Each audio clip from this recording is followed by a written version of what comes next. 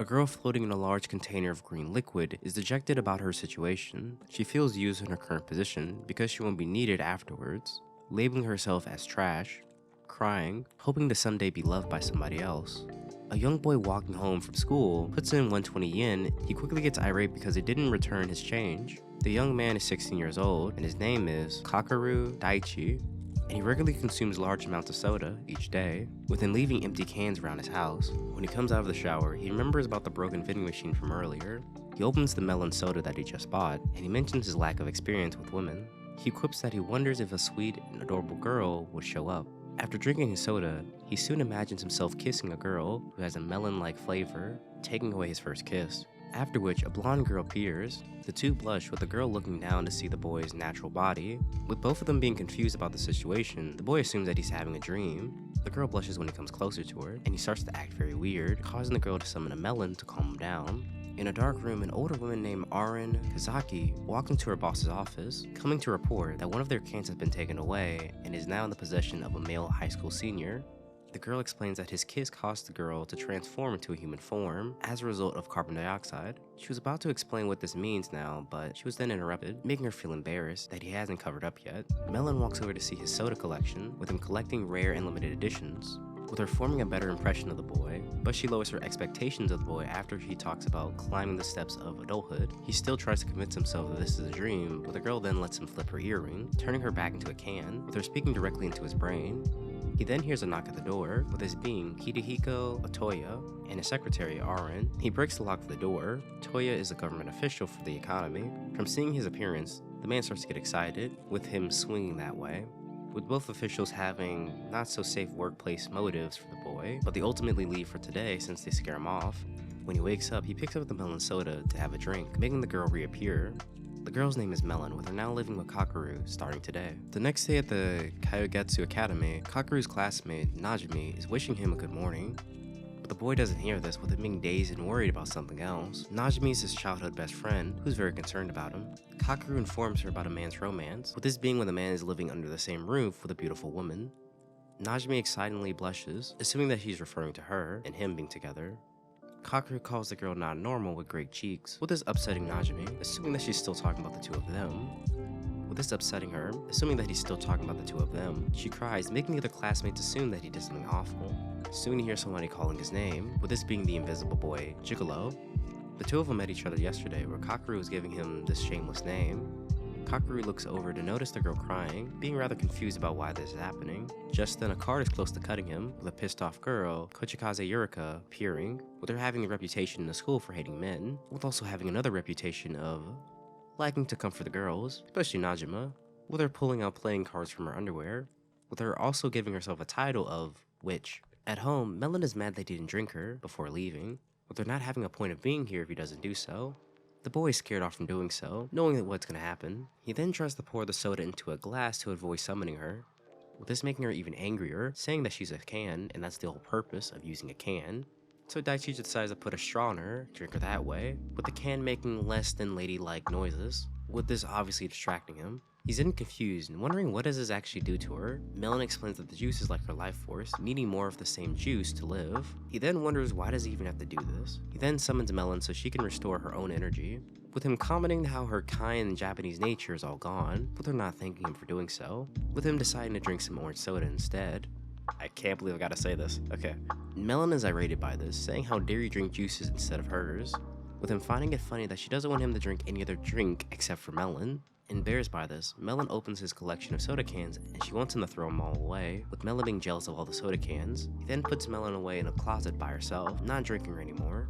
Melon pleads with him to let her out, feeling very warm. When he comes back home from school, Kakeru tries to rub it into the girl's face, saying she needs to be nicer to him, but the girl doesn't respond. When he summons her, she's unresponsive. Kakeru is worried for her, pumping carbon dioxide into her body. Melon is sad, explaining her life story of a can is one to be recycled and then tossed away. The two of them share a bit of a weird but heartwarming exchange where he calls her Melon for the first time. At home, Melon watches baseball, not knowing the rules of the game but enjoying watching the sport. Melon starts to ask questions about the game and certain terminology used, with this making the boy very excited, with him giving very nasty answers. He He tells her to go outside and practice for a bit if she wants to. Melon has to explain that she can't overexert herself physically in fear of losing her juice or her life force. He then asks if she feels lonely, with her lying. At school, Kakeru begs for Najimi to do something for him, with Kakeru willing to do anything for this. Hearing this makes the girl very excited, fantasizing about some other strange things. At home, Kakeru is getting Melon ready to go to school, with Melon not liking the idea, finding the task impossible. He then yells at the girl, asking how long does she plan to stay here and be cooped up in this house watching baseball all day, with him already preparing everything for her so she can go to school the next day and have a successful life one day. Suddenly, Aura and Hidehiko come through the door.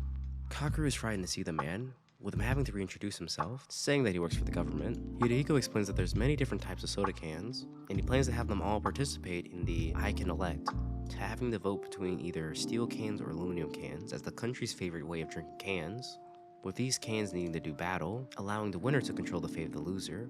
Hidehiko mentions that she can do well in the competition if she has Kakeru, with him mentioning an event that happened 2 years ago, with this giving the boy a rather traumatic experience. With him doing something with a pocket rocket, he frantically kicks them out of his house, from being reminded of this. With that done, he shows Melon a closet full of clothes that she can wear.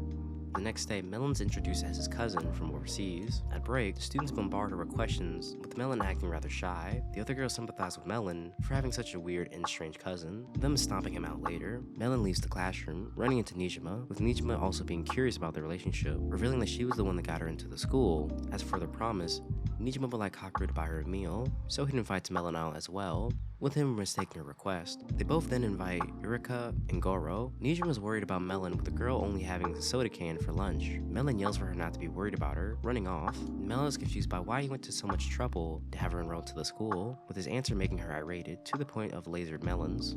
Najima comes to see what's taking them so long, with it looking like the two of them are kissing. With her mistaking the situation, she ends up closing the door. When Kakeru tries to walk it off, they find that the door is locked. Nijima starts to sneeze. Nijima starts to sneeze from the cold, making Kakeru take off his coat. This makes the girl think back that he'll always be there to protect her. Remembering what happened 2 years ago, Nijima was kidnapped and held at gunpoint by 2 bad men who had grudges against her father's company. Kakeru saved her by pulling the trigger, but even though he saved her, the townspeople blamed him and avoided him for it. Kakeru tries to hold back the tears, laughing at what happened to him, but Melon sees how lonely he feels from being alone. Luckily, some other students come to the rescue. When they leave, an aluminum can girl comes to laugh at them, with her name being Puru, a grape soda. The two of them are prepared to do battle, but Kakeru stops them, and they decide to lead to an auditorium to begin their battle. Puru attacks her with grape seeds, with this confusing Melon, causing the two to do more of a childish contest of sorts, with this causing Puru to get serious, flinging a slingshot of some discarded material, but this ends when Melon decides to get serious, finishing the girl off with a melon, making Puru scared for her life. Kakeru stops Melon, asking why this battle is so important to her, calling her an idiot, resulting in the two of them arguing with each other, resulting in a different fight. On her way to the store, Nijima catches Kakeru talking to a vending machine as if he was picking up a girl. She questions why is he making a pass at this object, leading Kakeru to ask the girl if he can stay over her place for tonight.